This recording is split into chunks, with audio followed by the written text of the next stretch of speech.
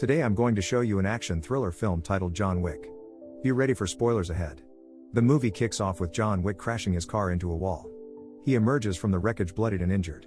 John applies pressure to a wound in his stomach and watches a video of his late wife Helen on the beach before collapsing to the ground. A few days earlier, on a cloudy day, John wakes up and starts remembering his times with Helen. He thinks about a dinner they had together and the sad moment when she fell into his arms. Then we see him at the hospital with Helen, kissing her forehead before the doctor leaves with his soft board. John, his heart broken, is holding his wife's necklace. We then learn that Helen was sick with a disease that ended up taking her life. John jumps into his car and goes to attend the funeral. After the service, everyone has left the grave, but John is the only one left standing. A man watches him from a distance, and after some time, an old friend named Marcus approaches him and offers his condolences, checking in on him as a good friend would. The two engage in a brief conversation before Marcus says farewell and departs. John goes back home and starts tidying up. He hears the doorbell ring and finds a delivery lady with a package. She gives him the box, which has a little beagle inside. When he opens it, he finds a note from his late wife Helen. In the note, she says she's accepted her destiny and wants John to find happiness and love again, starting with his puppy. John gets very emotional reading the letter and begins crying.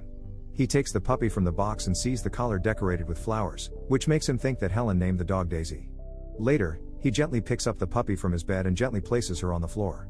On the following day, John is awakened by the dog climbing onto his bed and following him everywhere around the house.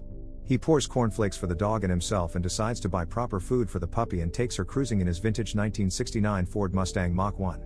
During a pit stop for gas, John is approached by Yosef Tarasov, the son of a Russian mafia boss, and two other criminals.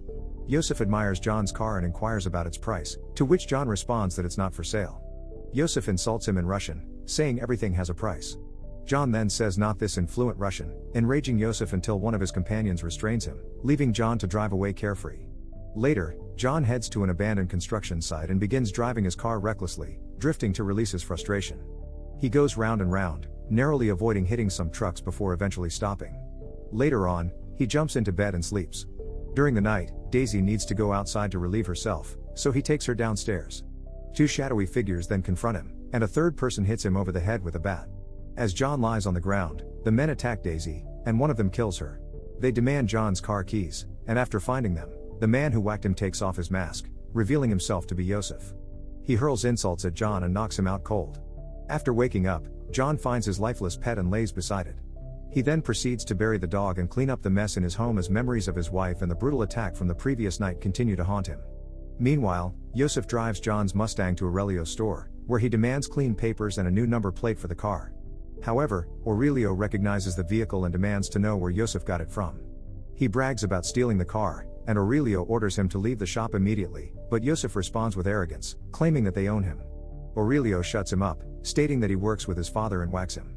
One of the henchmen pulls out a gun, but the other stops him from shooting.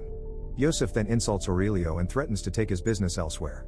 Later, John stops by the shop and inquires about the car. Aurelio replies that the car was here with Yosef, the son of Russian boss Vigo. Later on, Vigo calls Aurelio and asks exactly why he struck his son. Aurelio reveals to him that Yosef has killed John Wick's pet, not only that he stole his car, and in response, Vigo just hangs up. Vigo seems worried and goes to his penthouse and tells his henchman that he wants to see his son. In the meantime, John enters his basement with a sledgehammer and begins smashing the floor open. It is revealed to be an arsenal of weapons and gold coins. To resolve the issue, Vigo visits Yosef at his apartment. Initially, he compliments him on his stylish jacket, but then he punches him in the stomach to tell him that he messed up. Despite his henchman's request to leave, Vigo insists he stays. He then informs Yosef that John Wick, formerly known as Baba Yaga, or the boogeyman, used to be associated with him until he retired to marry Helen. Vigo recounts an incident where he witnessed John kill 3 men in a nightclub using only a pencil. He then reveals that when John decided to retire, he was assigned an impossible task that involved executing several high-profile assassinations within a short period. To everyone's surprise, John somehow accomplished the impossible task, which was instrumental in establishing the Vigo's empire. Yosef declares that he can handle the situation and complete the task, but Vigo warns him that John will come for him and he cannot escape his fate. Vigo then attempts to make amends by calling John, but he hangs up, indicating that they are in some big trouble. That night, John gets locked and loaded, knowing that Vigo has dispatched a squad of assassins to his house. However, they quickly realize their mistake of taking the boogeyman face to face. John swiftly neutralizes each and every opponent without hesitation or difficulty. He engages in fierce combat with a few assailants before dealing a fatal blow to one of them. It turns out Vigo sent 12 assassins, but that is no problem at all, as he blasts his way through each one of them. After the combat has finished, a police officer arrives at the front door and knocks. John recognizes the officer by name and asks if there has been a noise complaint. The officer confirms and inquires if John has returned to the game, alluding to the lifeless body visible behind him. John says he's just cleaning up and the officer simply walks away. To handle the aftermath and dispose of the deceased, John contacts an Underworld cleanup crew. It's apparent that they understand this won't be their last time. Meanwhile, Vigo approaches John's acquaintance Marcus and offers him a lucrative $2 million contract to assassinate John. Vigo also instructs his assistant to advertise the job opening to other interested parties. Marcus gladly accepts the offer. John decides to make his way to the New York Continental Hotel, which exclusively caters to the criminal underworld. The hotel strictly prohibits any assassinations on their premises. Among the familiar faces, John recognizes Perkins and Chiron. He greets his friend and books a room with a currency the assassins use. We are then introduced to the hotel's manager Winston. When John inquires about Yosef's whereabouts, Winston informs him that Yosef can be found at a nightclub called Red Circle. John immediately makes his way to the club where Yosef and his friends were enjoying themselves. He then bumps into an old acquaintance of his and suggests that the man take the day off, which he gracefully accepts. Inside the club, Yosef is hanging out in the bathhouse. Suddenly, John appears on the club's lower level, killing one of Yosef's associates. Upon spotting John, Yosef flees for his life.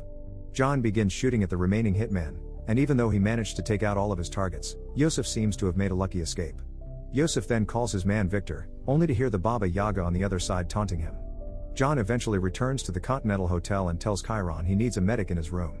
As the medic takes care of the injury to his stomach, the doctor warns him that he needs to take it easy to avoid tearing his sutures. John, however, doesn't understand the meaning of easy. Later that night, Marcus ascends to the rooftop of a building across the street and sets up his sniper rifle. He spots John, who is sleeping, but he also observes someone entering through the mirror and fires a warning shot at John. Perkins then starts shooting at him, but he dodges her attacks. It turns out Vigo is offering $4 million to break the Continental's rules and kill John. He engages in a struggle with Perkins and eventually puts her in a headlock, proposing that he would show her mercy in exchange for useful intelligence. Perkins discloses that Vigo keeps most of his riches in a church basement and says the location. He renders her unconscious and immediately leaves her with one of his friends in exchange for a gold coin. Unbeknownst to him, Perkins has dislocated her thumb and is slipping away. She manages to escape and beats him in a fight, to which she puts a pillow on his head and shoots through it. John then visits Vigo's hidden stockpile of goodies inside the chapel. He takes out a gun, shoots the priest, and proceeds to kill every man that challenges him. He compels the priest to lead him to the vault or die. He is then taken to the vault room and unlocks the gate. John dismisses the ladies in the vault and sets fire to the entire structure, causing Vigo to lose his fortune. He goes outside to camp on top of a building next to the chapel. He spots Vigo and his main crew enter the premises. A firefight then ensues, with John going toe-to-toe with Vigo's men. He manages to take out the most of them, until one assailant jumps into an SUV, and as John reloads and takes out one more enemy, he is clobbered and lands on the ground. Vigo takes advantage of this opportunity to apprehend John. Upon waking up, Vigo questions why he is seeking vengeance over just a car and a mere dog. John reveals that Joseph stole the life of his dog, which was a gift from his late wife, and warns Vigo that he can either hand over Joseph or die with him, but Vigo leaves him to his thugs, who begin to kill him. But luckily, Marcus shoots one of the hitmen, giving John an opening to take out the other. John then runs out into the street, and with Vigo's escape vehicle in sight, he takes out the driver.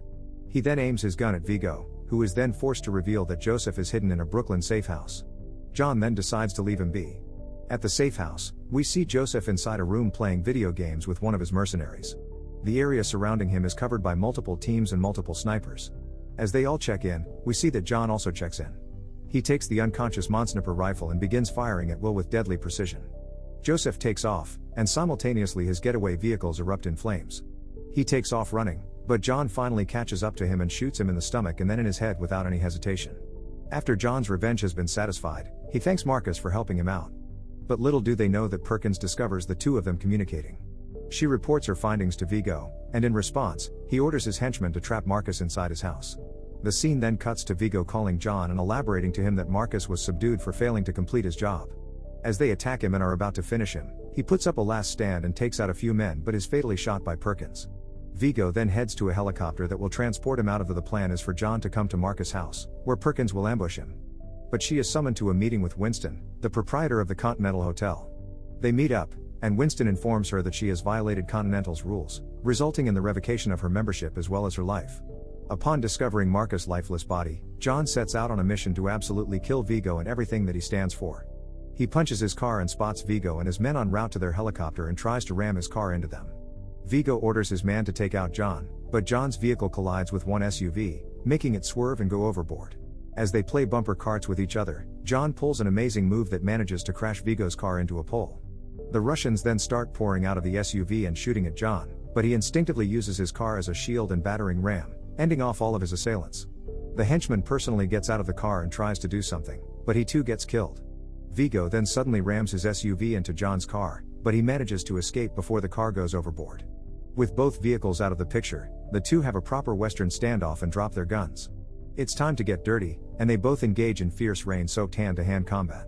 It's quite an even match until Vigo pulls out a knife, but John uses the blade to his advantage, allowing it to hit him, which he then uses his stomach to leverage and break Vigo's arm. John then plunges the knife into Vigo's traps. They sit for about 1 minute, as Vigo cannot believe John has done all of this for a dog. John then walks off, leaving Vigo to die. The scene then cuts back to the beginning, with John still bleeding out but determined to keep going after seeing the video of Helen. He stops at a dog shelter to tend to his wound.